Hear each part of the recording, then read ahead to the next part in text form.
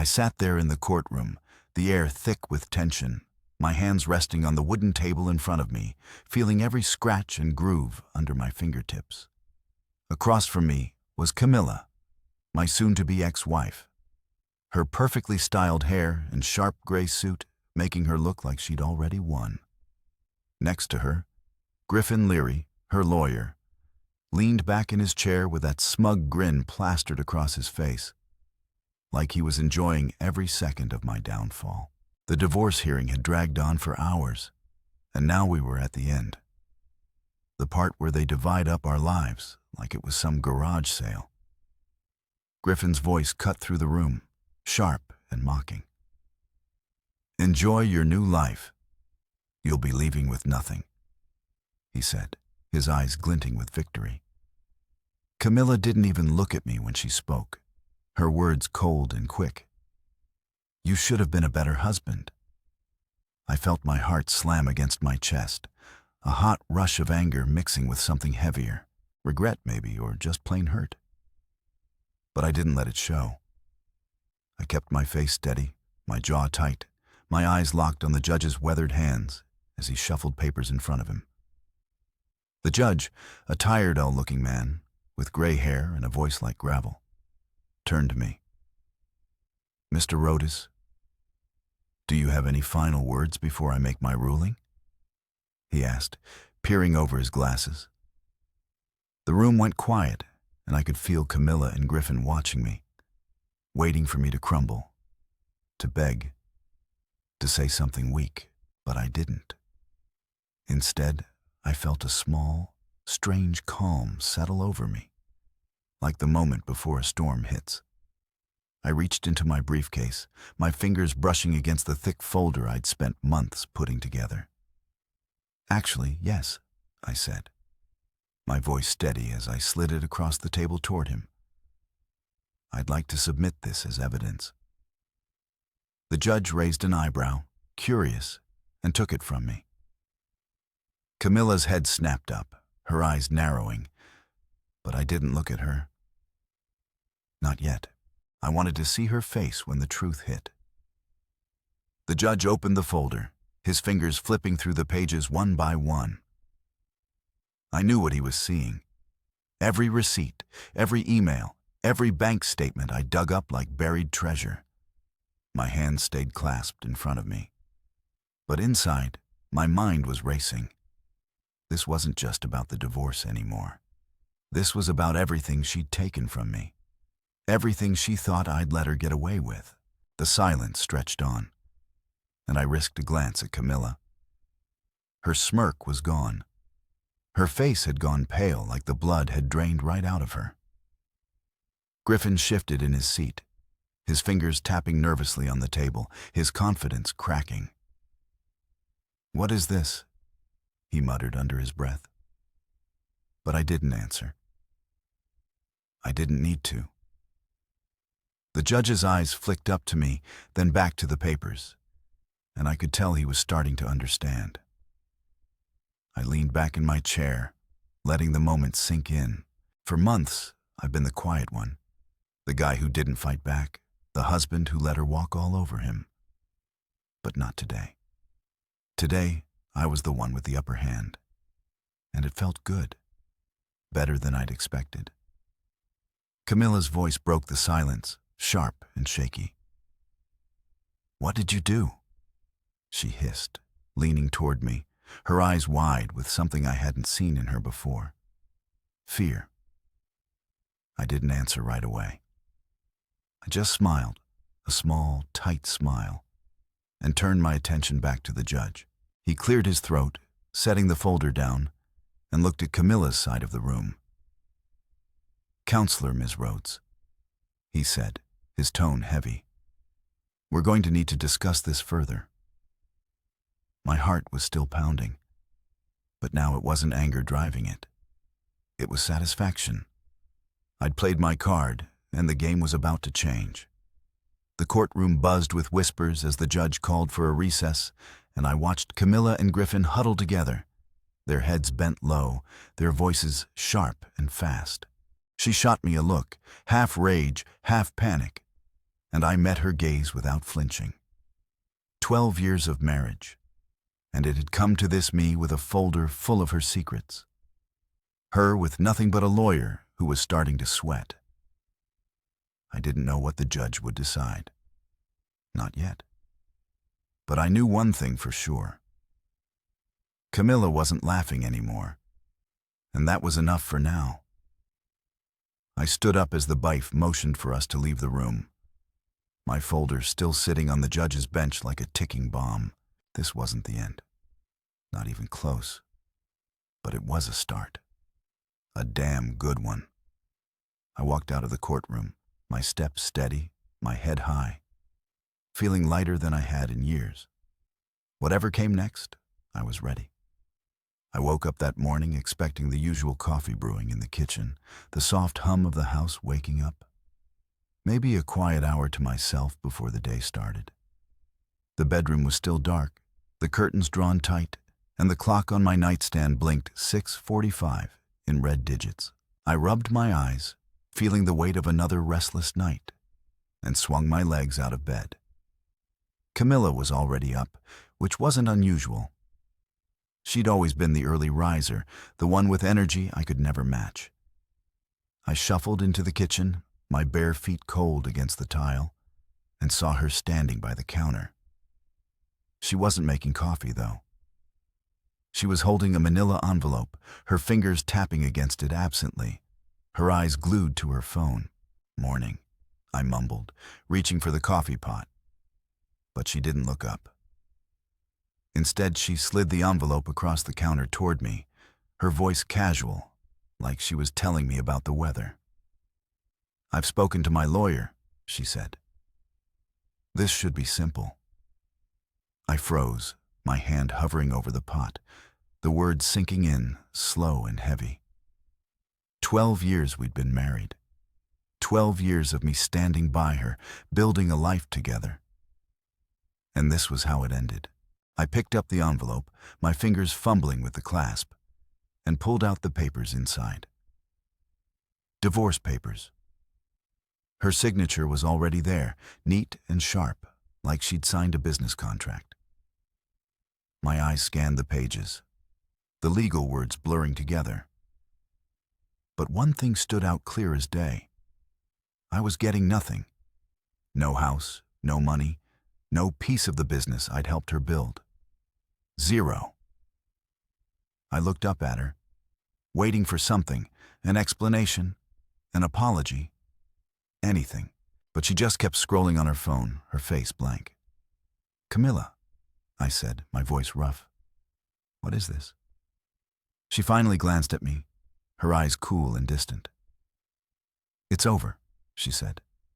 "You knew this was coming." Did I? I stood there, the papers shaking in my hands, feeling like the floor had dropped out from under me. I don't know how long I stood there staring at her, trying to make sense of it. She didn't even flinch, just went back to her phone like I wasn't there. I'd spent years supporting her, pouring myself into Rhodes Interiors, her design company. I wasn't the flashy one. Sure, I didn't stand in front of clients or schmooze at parties, but I was the backbone. I'd handled the boring stuff, the admin work, the accounting, the endless emails and schedules. I'd stayed up late balancing her books when she was too tired, planned her events when she was too busy, all without a paycheck or a thank you. And now she was tossing me out like I'd been some hired help she didn't need anymore. "After everything," I said, my voice low. "This is what I get," she sighed, setting her phone down, and looked at me like I was a kid who didn't get it. "You didn't keep up," she said. I grew. "You didn't." The words hit me like a punch, and I felt something inside me snap. Not loud, not dramatic, just a quiet break, like a string pulled too tight. I walked out of the kitchen, the papers still in my hand, and sat on the couch in the living room. The house was quiet, too quiet, and I could hear her moving around behind me, getting ready for her day like nothing had happened. I flipped through the pages again, reading every line, every cold, calculated detail. She wanted the house we'd bought together, the one I'd fixed up with my own hands. New paint, new floors, every leaky faucet replaced. She wanted the business, all of it. Even though I'd been there from day one, back when it was just an idea scribbled on a napkin. No alimony, no equity, no nothing. Just a clean break for her and a big empty nothing for me. My chest tightened and I clenched my jaw, trying to keep the anger from spilling out. I wanted to yell, to throw the papers in her face, to demand she explain how she could do this. But I didn't. I just sat there breathing hard, letting it sink in. By the time she left for work, her heels clicking against the floor as she grabbed her bag and walked out, I was still on the couch. The door slammed shut, and the silence swallowed me whole. I looked around the room, the framed photos of us, the furniture we'd picked out together, the life we'd built, and it hit me. She'd planned this. She'd been steps ahead, plotting this casual goodbye while I was still playing the loyal husband. I dropped the papers on the coffee table and leaned back, staring at the ceiling. I could have begged her to stay. Could have fought right then and there, but what was the point? She'd made up her mind, and I wasn't in it anymore. But as the minutes ticked by, something else started growing inside me. Not just hurt, not just anger, but a spark of something harder, something sharper. I wasn't going to let her walk away with everything. Not like this. I didn't know how yet, but I'd find a way to fight back. That morning, when she handed me those papers, she thought she'd ended it. She didn't know she'd just started something bigger. I wasn't always the guy sitting quietly in the background, letting life happen around me. I used to be more than that. And that morning, after Camilla dropped the divorce papers on me, I couldn't stop thinking about how it all started. I sat in the living room, the same spot where I'd stared at those papers. But now my mind was drifting back to the early days, back when Camilla and I were a team. The house was still quiet, the kind of quiet that presses down on you, and I could almost hear the echoes of how things used to be. I'd been her biggest cheerleader when she started Rhodes Interiors, back when it was just the two of us in a cramped apartment. Her sketching designs on cheap graph paper while I built her first portfolio website from scratch. I wasn't a tech genius, but I figured it out. Hours of trial and error, late nights with bad coffee, just so she could show her work to the world. She'd smiled at me then, her eyes bright, saying, "We're going to make it big, you and me." I believed her. I believed in us. Those first years, I was everywhere she needed me to be. I'd cold call potential clients, my voice shaky but determined, setting up meetings for her to pitch her ideas. I'd shake hands at networking events, my tie crooked and my palms sweaty while she worked the room like she was born for it. People started noticing her, her talent, her charm, and soon the clients rolled in. I was proud, even if I stayed in the shadows. I didn't mind being the quiet one. I liked building something with her. When she threw her first big business mixer, I was the guy behind the bar pouring drinks, smiling at her guests, making sure everyone had a good time. No one remembered my name, but I didn't care. Camilla was shining, and that was enough. I built half of that business with her, even if my name wasn't on the logo, the website, the client lists, the late-night brainstorming sessions. It was ours. Or so I thought. Now sitting there with the divorce papers staring back at me, I realized how much I'd given and how little she'd ever given back. The house felt emptier than ever, every corner reminding me of what I'd put into it. I'd fixed the creaky stairs, painted the walls that soft blue she loved, spent weekends planting the garden she'd always wanted, and Rhodes Interiors. I'd been the one tracking expenses when she forgot, chasing down payments from slow clients, keeping the books balanced so she could focus on designing. I never asked for credit, never demanded a title. I just did it because I loved her, because I believed in her dream. But she'd taken it all and made it hers, like I'd never existed. The anger was still there, simmering under my skin. But it wasn't just anger anymore. It was clarity. I knew that business inside and out, better than she thought I did. That was my edge, and I was going to use it. I grabbed my phone and scrolled through my contacts, my thumb hovering over a name I hadn't called in years. Zir. He'd been a friend back in college, a guy who'd always had my back. And now he was a paralegal at some small firm downtown. I hit call, my heart picking up as it rang. "Hey, man," he answered, his voice warm but surprised. "Been a while." I didn't waste time with small talk. "I need your help," I said, keeping it simple. "Camille is trying to take everything divorce stuff. I've got some ideas, but I need someone who knows the legal side." He didn't hesitate. "Say no more. Meet me tomorrow. Coffee shop on 5th. We'll figure it out." I thanked him, feeling a small weight lift, and then dialed another number. Noah, a freelance tech guy I'd met at one of Camilla's events. He was quiet like me, but sharp. The kind of guy who could dig into anything digital. "Noah," I said when he picked up, "I need you to track some stuff. Old files, accounts, passwords. Can you do it?" He laughed. A short, dry sound. "If it's online, I can find it. Send me what you've got." That afternoon, I started pulling things together. I rummaged through the home office, her office technically, where I'd spent countless hours working for free. Old laptops, stacks of papers, USB drives she'd forgotten about. She'd always been careless with the details, leaving me to clean up the mess. And now, that was going to bite her. I found backups of early business files, client lists I typed up, even some login info scribbled on sticky notes she'd tossed aside. My hand shook a little as I plugged in a dusty drive and watched the screen light up with folders. Years of data she thought I'd never touch. I didn't know exactly what I was looking for yet, but I knew there was something. She'd gotten sloppy over the years, too confident, and I'd been too loyal to notice.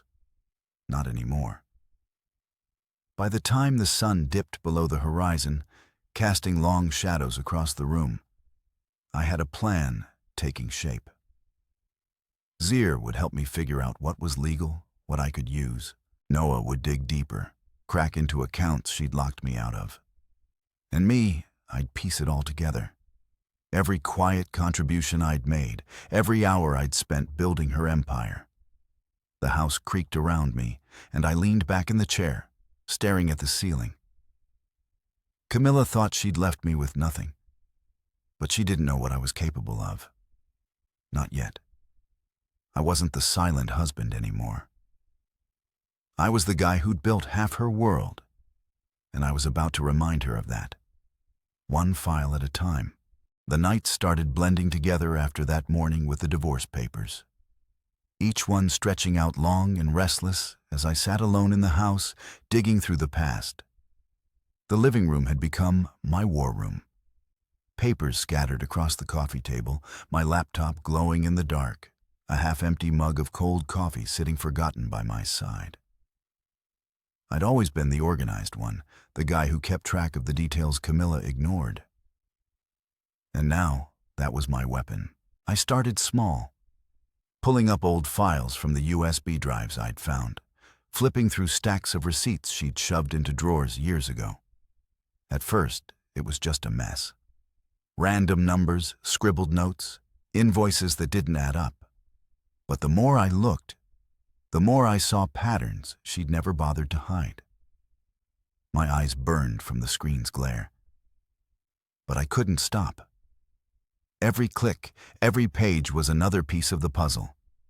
And I was starting to see the whole ugly picture. Camilla had grown reckless over the years, too sure of herself, too convinced I'd never look twice at what she was doing.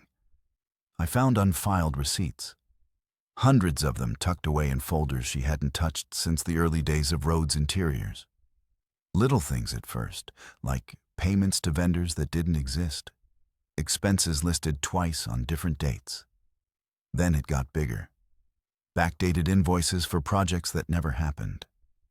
Money shuffled to shell companies with names I didn't recognize. I leaned back on the couch, rubbing my face, trying to process it. She'd been moving cash around, hiding it, and I'd been too busy keeping her books straight to notice. My fingers hovered over the keyboard, hesitant. Then I typed one of the company names into a search. Nothing came up. No website, no address, just a dead end. That's when I knew I was onto something real. I kept going, night after night, the house silent except for the soft hum of the laptop and the occasional creak of the floorboards. Noah had come through with some old passwords. Stuff Camilla hadn't changed in years. And that opened the floodgates. Bank statements, emails, account logs I hadn't seen since I stopped handling the day-to-day admin. I found offshore transfers. Small at first, then bigger. Thousands of dollars slipping out of Rhodes Interiors into accounts I couldn't trace. My heart pounded as I copied everything onto a new drive. My hands steady, even though my mind was racing. This wasn't just about her cheating me out of the divorce. This was fraud, maybe worse. I thought about all those early investors, the ones who'd believed in her, the ones she'd pushed out once the business took off. I'd met them, shaken their hands, promised them she'd do right by them. Had she screwed them over too? Then I found something that stopped me cold. Payments to Elliot Rise. I knew that name. He was her consultant, the guy she'd started mentioning a couple years back. Always with a little smile I didn't like. I'd seen him at a gala once. Tall, slick, too friendly with her. His hand lingering on her arm while I stood across the room pouring drinks. The payments started small. A few hundred here and there labeled consulting fees. But they grew 5,000, 10,000, all funneled through Rhodes Interiors like it was legit. I stared at the screen, my jaw tight, feeling the sting of it hit me all over again. Not just her boyfriend, but her paid boyfriend, funded with money I'd helped her make. I wanted to smash something, to yell, to storm out and confront her right then. But I didn't. I took a deep breath, saved the file, and kept going. Anger wasn't enough anymore. I needed strategy. The folder I was building grew thicker every night. Digital at first, then printed pages I stacked in a locked drawer. I cross-checked dates, matched payments to projects, dug into every corner of the business I could reach. I found more. Fake charitable write-offs, donations to groups that didn't exist, all logged as tax deductions. She'd siphoned hundreds of thousands over the years, pocketing it while I was balancing her spreadsheets, thinking I was helping us build a future. My hand shook as I printed the last batch, the printer whirring in the quiet house. I wasn't just fighting for my half of the divorce anymore. I was holding proof she'd broken laws, hurt people, lied to everyone. Justice wasn't a vague hope now. It was a real thing sitting in that stack of paper. I met Zier at the coffee shop the next day, sliding a few key pages across the table. He whistled low, flipping through them, his eyes sharp. "This is heavy," he said, glancing up at me. "You sure you want to go this far?" I nodded, my voice firm. She doesn't get to walk away clean. He didn't argue, just told me to keep it quiet, keep it safe, and he'd help me figure out what was admissible. Noah called later, his voice tense. "I've got more account logs from 3 years back. You're not going to like it." He emailed me the files, and I spent another night connecting dots, my coffee going cold again. Every new piece made the picture clearer. Camilla hadn't just betrayed me. She'd built her success on a house of cards, and I was about to pull it down. The courtroom felt different that day, heavier somehow, like the air itself knew something big was about to happen. I sat at my table, my hands resting on the smooth wood, my folder sitting in front of me like a loaded gun I'd finally get to fire. Across the room, Camilla perched in her chair, her posture stiff, her eyes flicking between me and the judge. Griffin Leary sat beside her, his usual smirk dialed back to something tighter, less sure. The divorce hearing had been dragging on for weeks. But this was it. The final moment. The one I'd been building toward since that morning she handed me those papers. My attorney, Delilah Chin, gave me a small nod from her seat next to me, her calm confidence steadying my nerves. I'd handed her the folder days ago and she'd told me, "This changes everything. Just wait for the right time." That time was now. The judge shuffled his papers, his glasses perched low on his nose, and looked up at us. "We're here to finalize the division of assets," he said, his voice dry and procedural. "Any last submissions before I rule?" Griffin stood, smoothing his tie, ready to launch into some polished speech about why Camilla deserved it all. The house, the business, every dawn. But before he could get a word out, I raised my hand. "Your Honor," I said, my voice steady, even though my heart was hammering. "I have something to submit." The judge nodded, curious, and I slid the folder across the table to the wife, who carried it up to the bench. Camilla's head snapped toward me, her eyes narrowing, but I kept my gaze on the judge. This was my moment, and I wasn't going to let her stare me down. He opened the folder, his fingers moving slowly at first, then pausing as he read. The room went quiet, the kind of quiet where you can hear your own breathing. And I watched his expression shift. His brows furrowed, his mouth tightened. I knew what he was seeing. The tax evasion records, the investor fraud, the fake charitable write-offs I'd spent nights uncovering, pages of bank statements showing offshore transfers, invoices for shell companies, payments to Elliot Reyes as labeled as consulting when they were anything but. I'd laid it all out. Dates, amounts, proof she'd siphoned hundreds of thousands from Rhodes Interiors into her own pockets. My hand stayed clasped in front of me, but inside I was buzzing, every nerve alive with the weight of what I'd done. This wasn't just about me anymore. It was about showing who she really was.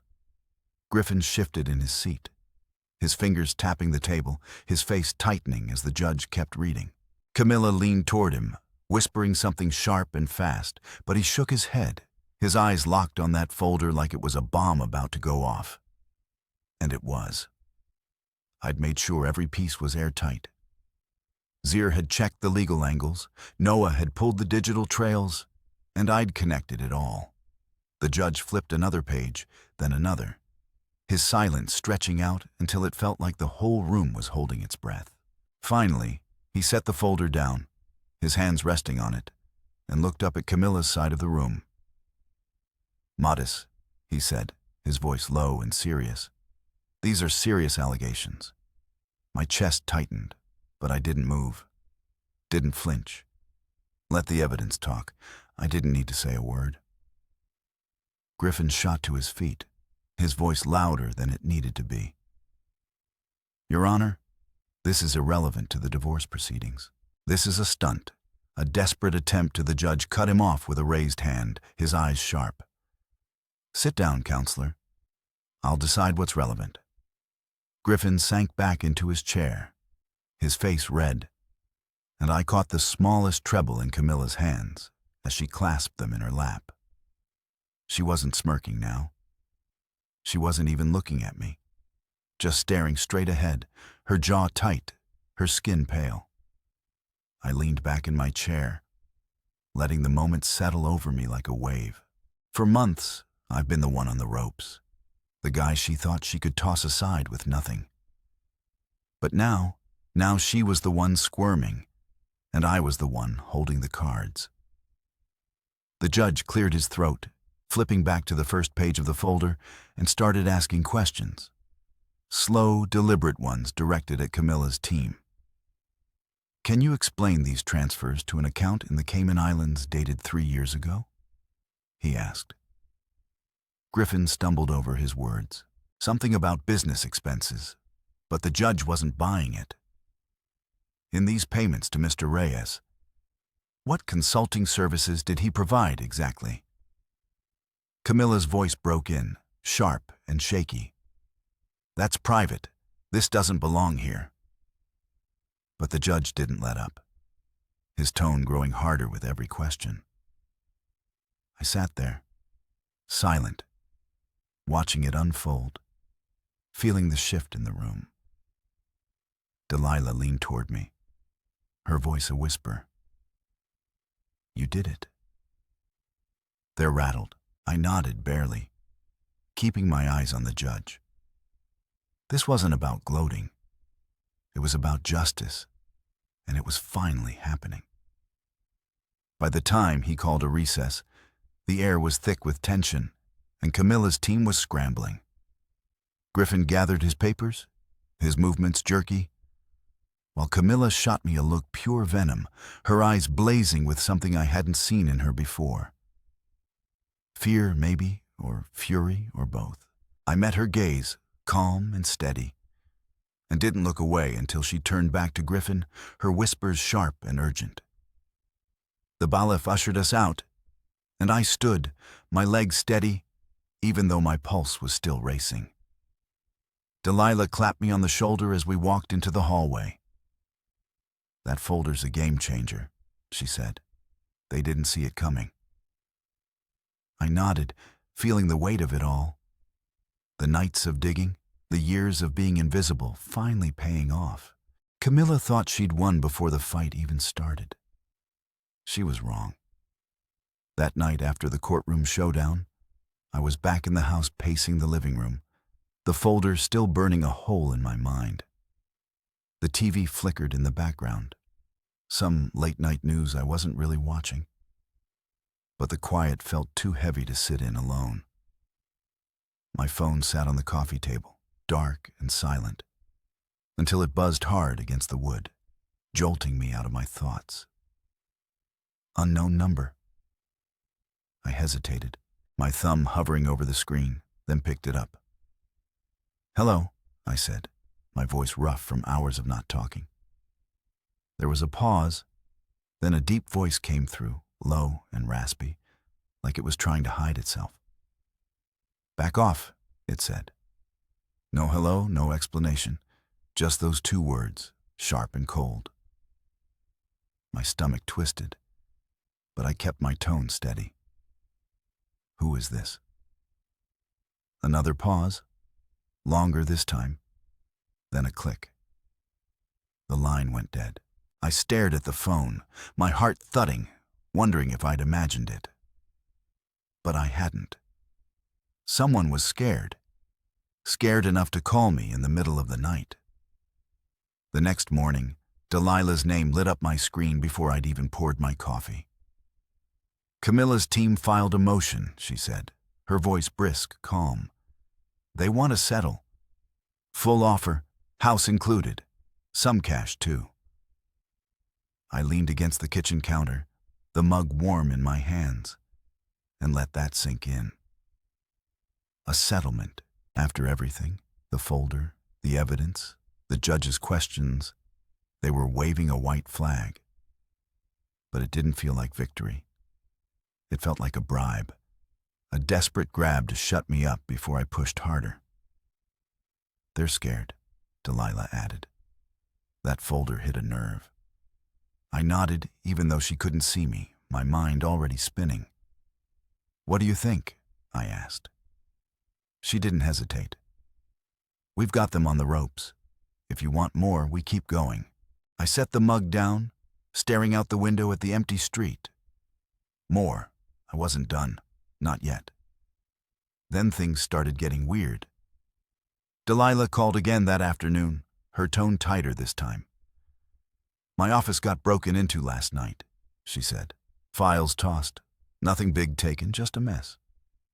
Cops think it's random, but she didn't finish and she didn't need to. I felt a chill crawl up my spine. Random didn't fit. Not after that call. Not after the settlement push. Later that day, I tried logging into my bank account. Froze solid. No explanation, just a contact US message blinking on the screen. I spent an hour on hold with the bank, my jaw tight until they unfroze it, muttering something about a security flag. Coincidence? Maybe. But then Zier texted me, his words short and clipped. Guy in a black car followed me home. Be careful. My hands went cold as I read it, the pieces clicking together too fast. Camilla wasn't just rattled, she was panicking, and someone was acting on it. I sat on the couch that night, the house dark except for the glow of my laptop, trying to make sense of it all. The folder had cracked something open, something bigger than I'd expected. And now the pushback was real phone calls, break-ins, frozen accounts. I wasn't scared. Not exactly. But I was alert. Every creak of the house making me glance toward the windows. Then my email pinged. A new message from an address I didn't know. No name, just numbers and letters mashed together. The subject line stopped me cold. Check the attachments before it's too late. My pulse kicked up and I clicked it, half expecting a virus or a scam. Instead, it was photos grainy but clear enough. Camilla and Griffin at a cafe, heads bent close and a woman I didn't recognize sitting across from them. Sharp suit, dark hair, a notepad in her hand. The timestamp on the image is 2 days ago. I zoomed in, my eyes narrowing, trying to place her. Something about her felt off. Too stiff, too focused. I forwarded the email to Noah with a quick note. Who's the woman? He got back to me in 20 minutes. His reply short. Working on it. Give me a day. I leaned back, staring at the screen, the photo still open. Whoever sent this wanted me to see it, wanted me to know Camilla was scrambling. But why? Was it a warning? A threat? Or something else? I couldn't sleep after that. Kept the lights on. Kept checking the locks, my mind running circles around what I'd stirred up. The settlement offer sat in my inbox too. Forwarded by Delilah, but I didn't touch it. This wasn't about money anymore. It was about the truth, and I was too close to back off. Now, the next day, Noah called, his voice low and quick. That woman, Special Agent Thea Morgan, FBI Financial Crimes. I dug into some public records. Rhodes Interiors is on their radar. Money laundering, maybe more. My breath caught, the phone heavy in my hand. FBI.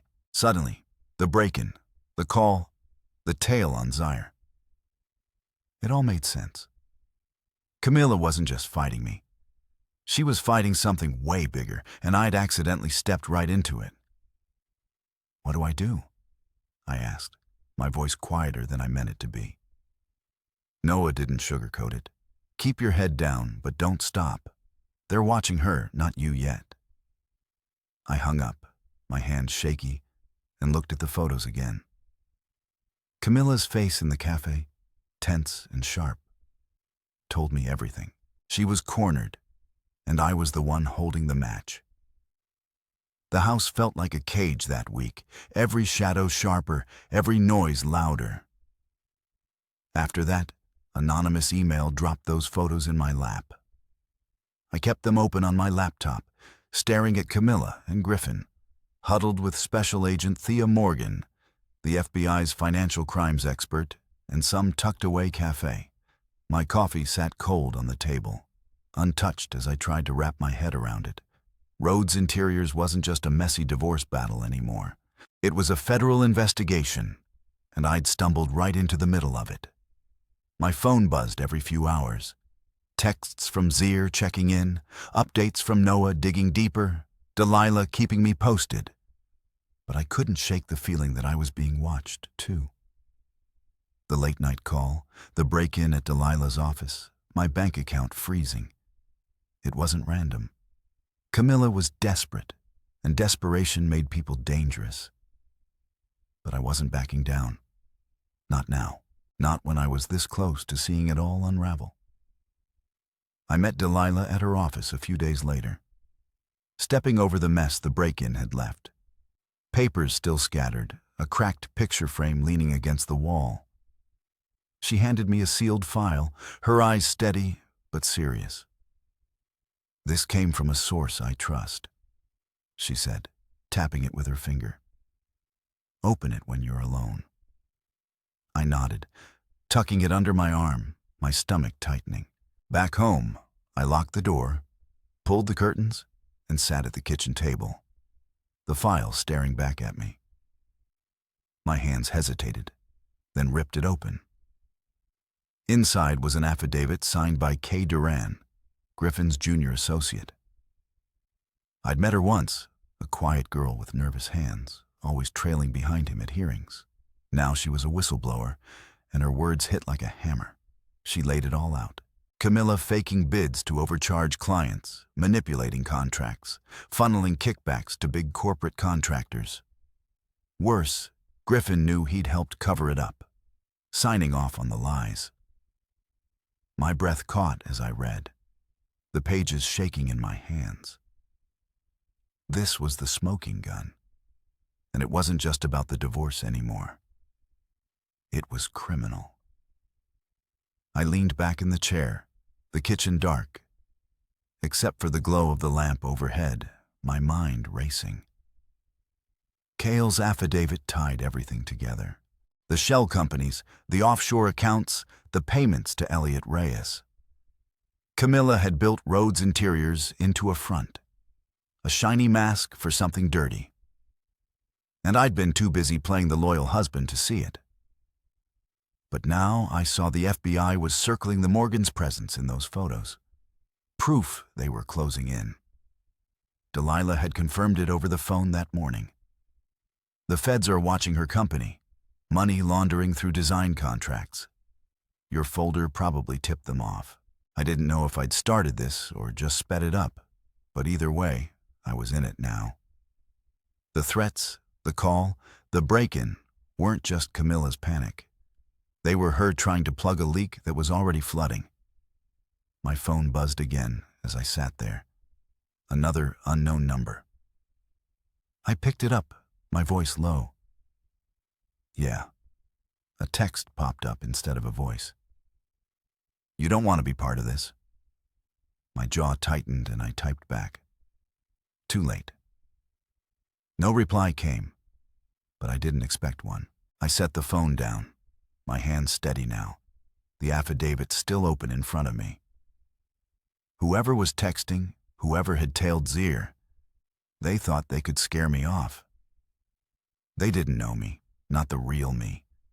The guy who'd spent years building something only to watch it get stolen. I wasn't the silent husband anymore. I was the guy with proof. The guy who'd accidentally kicked over a hornet's nest. And I wasn't running from it. I called Noah that night, my voice quiet but firm. "You still digging?" He sighed, the sound crackling through the line. "Yeah, found more encrypted emails between Camilla and some guy named Jonas Vick. Took me hours to crack, but it's shady. Offshore accounts, coded transfers. I'll send it over." My heart picked up. Jonas Vick, I didn't know the name, but it felt heavy, like another piece I hadn't seen yet. "Thanks," I said. "Keep it safe." He laughed short and dry. "You too, man. This is getting wild." Wild didn't cover it. When the files hit my inbox, I skimmed them. Dates, amounts, cryptic messages about cleaning the books. It was more fuel, more ammo, and I added it to the growing pile. The affidavit, the photos, Noah's finds. It was a mountain now. And Camilo was standing at the bottom about to get buried. I didn't sleep much that night, the house creaking around me, my mind too full to rest. The FBI angle changed everything. The Morgan wasn't meeting Camilla to chat about interior design. She was hunting, and I'd handed her a map with that folder in court. But I wasn't just a bystander anymore. The threats kept coming, subtle but real. And I knew Camilla's team was scrambling. Griffin's name on that affidavit meant he was sinking too. Disbarment at best, jail at worst. I paced the living room. The photos and files spread out like a war plan, and felt the shift inside me. This wasn't about fairness or getting my share. It was bigger. Messier, a fight I hadn't signed up for, but couldn't walk away from. I was standing at the edge of something huge, and all I could do was keep pushing forward, one step at a time. The days after that affidavit landed in my hands felt like walking through a storm. Everything moving fast, dark clouds closing in. But I kept my footing. I sat in the living room most nights, the lamp casting long shadows across the papers and files spread out on the coffee table, my laptop humming as I cross-checked every new piece Noah sent me. Kay Duran's words kept echoing in my head. Camilla faking bids. Griffin signing off on kickbacks. The whole shiny facade of Rhodes Interiors crumbling under the weight of her lies. I'd known she'd screwed me over. But this was a machine. A calculated grind that chewed up clients, investors, even me. All to keep her pockets full. The FBI was in it now. Special Agent Theo Morgan's face from those cafe photos stuck in my mind. And I was starting to feel the heat too. The threats weren't stopping, and they weren't subtle anymore. It started with another text that week, late at night, while I was poring over Jonas Vic's encrypted emails. My phone buzz, the screen lighting up the dark room. You don't want to be part of this. Same message as before, same unknown number. I stared at it, my thumb hovering over the reply button. But I didn't type anything this time. Instead, I tossed the phone onto the couch and went back to the emails, dates, coded phrases, transfers to accounts I couldn't trace. Whoever was texting thought I'd scare easy, but they didn't get it. I was already in too deep, and every new threat just made me dig harder. The next morning, Zier called, his voice tight. That black car was back last night, parked across my street for an hour. I'm fine, but this ain't random. My stomach twisted, but I kept my tone calm. Lay low, I told him. We're close. He grunted agreement, and I hung up, feeling the weight settle heavier on my shoulders. Delilah met me at a diner that afternoon, her eyes scanning the room before she slid into the booth across from me. She looked tired, the break-in still nagging at her, but her voice was steady. Cale's affidavit's gold, she said, keeping it low. The FBI's got it now. Confirmed through a contact. They're building a case, and your folder gave them the push. I nodded, sipping my coffee, the bitter taste grounding me. What about the settlement? I asked. She smirked. Just a little. Still on the table, but it's a panic move. Camilla's team knows the feds are sniffing around. They're hoping you'll take it and disappear. I set the mug down, my hands steady. Not happening, I said. This isn't about money anymore. She didn't argue, just gave me a look that said she'd known that all along. Back home, I kept working. The house quiet, except for the rustle of papers and the occasional ping of my email. Noah's latest batch had more on Jonas Vic, some shady financial fixer with a trail of shell corporations stretching overseas. The emails tied him to Camilla, vague but damning hints of cleaning up and moving assets. I added it to the pile, my mind racing. The affidavit had already blown the lid off. Kay spilling about fake bids and kickbacks. But this was the next layer, the deeper dirt. Griffin was in it too, his name popping up in the emails, and I could almost picture him sweating, his smug grin long gone. The FBI had the case now, Delilah said, and I wondered how much they'd already known before I handed over that folder. Then the threats ramped up again. I woke up one morning to find my car's windshield cracked. Nothing stolen, just a spider web of glass like someone had taken a bat to it. No note, no witnesses. But I knew. I called Delilah, my voice low as I stood in the driveway staring at the damage. "They're not stopping," I said. She didn't sugarcoat it. "They're scared, and scared people get stupid. Keep everything locked down. Files, doors, all of it." I nodded to myself, the cold air biting at my hands, and went back inside. That night, another text. Last chance. I didn't reply, just screenshot it and send it to Delilah and Noah. My hands didn't shake anymore. Anger had turned into something colder, something focused. They could smash my car, tell my friends, send their cryptic messages. But I wasn't the one running out of moves. I met Zaire the next day at a park, away from prying eyes, the wind rustling the trees around us. He handed me a USB drive, his face tense. More account logs. Noah pulled stuff from 2 years back. Matches Cale's story. I took it, slipping it into my pocket. "You okay?" I asked.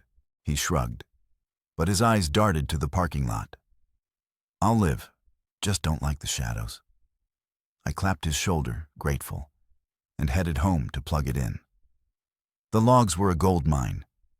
Transactions mirroring the affidavit, payments to contractors who'd never worked a day, all signed off by Camilla and Griffin. It was airtight, and I knew the feds would eat it up. But I wasn't done. I wanted every loose end tied, every secret dragged into the light. By the end of the week, I sat in the dark again, the pile of evidence towering on the table.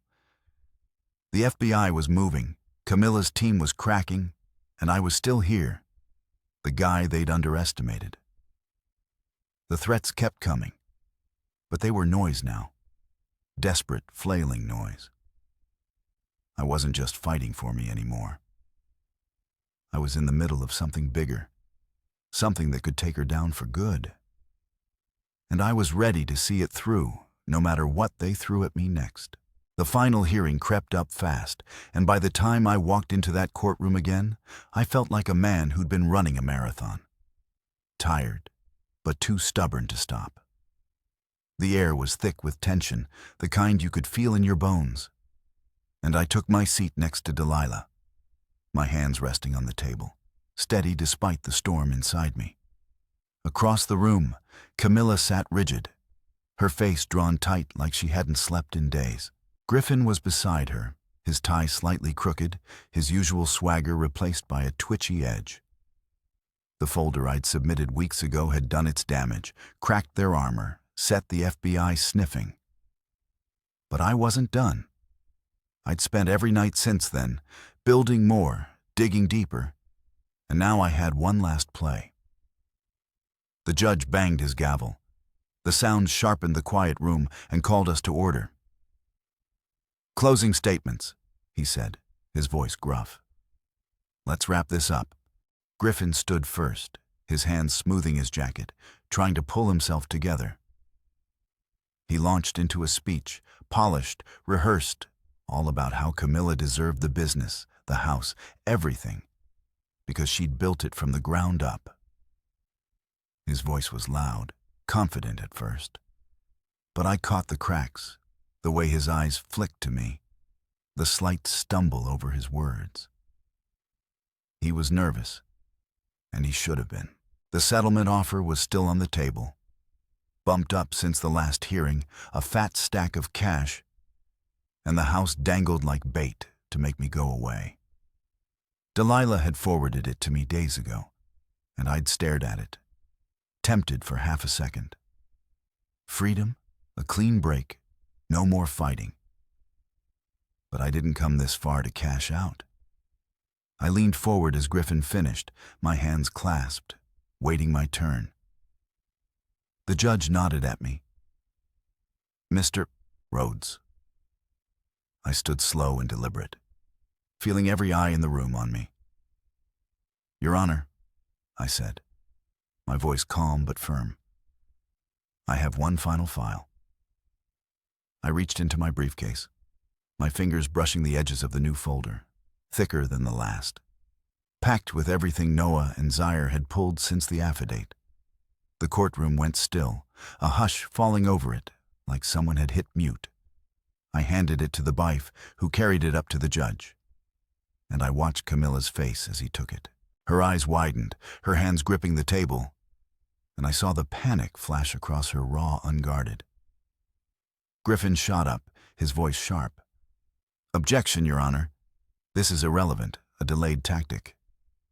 The judge didn't even look at him, just raised a hand. "Sit down," he said, his tone hard enough to make Griffin drop back into his chair, his face red. The judge opened the folder, his glasses slipping down his nose as he started reading. I knew what was in there. Emails tying Camilla to Jonas Vick, the financial fixer Noah had tracked. Proof of shell corporations funneling money overseas. Transactions that matched Cale's affidavit down to the dollar. I'd spent nights piecing it together, cross-checking dates, connecting dots until my eyes burned. This wasn't just about Rhodes Interiors anymore. It was international fraud, a web bigger than I'd ever imagined. The judge's face darkened with every page, his fingers pausing, then flipping back to double-S check. I stood there, my heart pounding, but my stance steady, letting the evidence do the talking. Camilla whispered something to Griffin, her voice low and frantic. But he just shook his head, his hands clenched on the table. They were sinking, and they knew it. The room stayed quiet. The only sound the rustle of paper as the judge worked through the file. He stopped halfway, looked up at Camilla, his eyes narrow. "Ms. Rhodes," he said, "these documents suggest serious misconduct beyond the scope of this divorce. Can your counsel explain?" Griffin fumbled, standing again, his words tripping over each other. "Your Honor, this is unverified. It's not part of the proceedings." The judge cut him off, his voice like steel. "It's part of my courtroom now. Sit." Griffin sank down, his face pale, and I caught Camilla's hands trembling in her lap. She turned to me then, her eyes wide, her voice a harsh whisper across the room. "You don't know what you've done." I met her gaze unflinching and smiled, just a small, tight curve of my lips. "I think I do," I said, loud enough for her to hear, soft enough to keep it between us. The judge kept reading, his expression growing grimmer, and I knew it was over. Not just the hearing, but her whole game. Delilah leaned toward me, her voice a murmur. "You've got her. This is the knockout." I nodded, barely moving, my eyes on the judge. He finished the last page, set the folder down, and rubbed his temples like it had given him a headache. "This court will recess," he said. "Finally, I'm referring these documents to the proper authorities. We're done here." The gavel banged, and the room erupted. Griffin arguing with the bailiff, Camilla staring at the table, her face drained of color. I stood there, the noise washing over me, feeling the weight lift just a little. It wasn't about winning anymore. It was about ending it, about dragging every lie into the light. As we filed out, Delilah clapped me on the back, her grin sharp. "You buried her," she said. I didn't smile back, just nodded, my mind already spinning ahead. Camilla's whisper stuck with me. "You don't know what you've done." and I wondered what she meant. Was it a threat, a plea, or just the last gasp of someone who'd lost? I didn't know yet, but I'd find out for now. I walked out of that courtroom, my head high, the folder's truth echoing behind me. She thought she could erase me. She was wrong. The week after the final hearing passed in a blur, like the world had sped up and left me standing still to catch my breath. Camilla's arrest hit the news 7 days later. Handcuffs, a grim-faced mugshot. Rhodes Interiors splashed across headlines as suspected front for money, laundering, and fraud. I saw it on my phone, sitting in the kitchen with a cup of coffee, the steam curling up in the quiet morning light. Her assets were frozen. The business collapsed overnight. Clients pulling out faster than the feds could seize files. Griffin got disbarred within days, his name tied to the affidavit, and those emails, his career torched. Jonas Fick, the shadowy fixer, vanished. No trace, no word, like he'd never existed. As for me, the judge's ruling came through. I got the house, a fair chunk of what was left of her accounts, in the satisfaction of knowing the truth had won. But it didn't feel like a win, not the way I'd expected. I stood in the living room that first night after the ruling. The house too big, too empty, every corner echoing with 15 years of a life that didn't exist anymore. The furniture was still there, the couch we'd picked out, the shelves I'd built, but it felt like someone else's now. I'd spent so long fighting, digging, proving I wasn't the nobody Camilla thought I was. And now it was over. The folder, the late nights, the threats. It had all led to this. And yet, I didn't know what this was. I packed a small bag that evening, just clothes, a toothbrush, some papers, and locked the door behind me. The house could wait. I needed air, space, something new. I drove north. No real plan, just the hum of the road and the weight lifting off my chest with every mile. Pine Haven was where I landed. A quiet coastal town, all salt air and gray waves. Far enough from the city to feel like a different world. The first morning there, I woke up in a rented cabin, the sound of the ocean creeping through the cracked window. No phone buzzing, no files to pore over, just the steady crash of water on rocks. I walked down to the beach, my shoes sinking into the sand, the wind tugging at my jacket. For the first time in years, I didn't have to be anywhere. Didn't have to fix anything. I sat on a driftwood log, watching the tide roll in and let my mind wander. Camilla's face flashed through it, her smirk in court, her panic at the end. But it didn't sting anymore. She'd lost everything. The business, the money, her freedom. I'd walked away with more than she'd ever meant to give me. But it wasn't about that. It was about me. About finally stepping out of her shadow and into something of my own. The days in Pine Haven stretched out slow and simple. I'd grab coffee at a little shop downtown, the barista nodding like I'd always been there. I'd walk the shore, picking up shells or just staring at the horizon, letting the salt air clear my head. The settlement money hit my account midweek. Enough to start over. Not enough to change the world, and I didn't touch it yet. I didn't need to. The house back home was mine to sell or keep, but I wasn't ready to decide. For now, this was enough. A bed, a roof, the sound of waves. I'd spent so long chasing justice, building that case that I'd forgotten what it felt like to just breathe.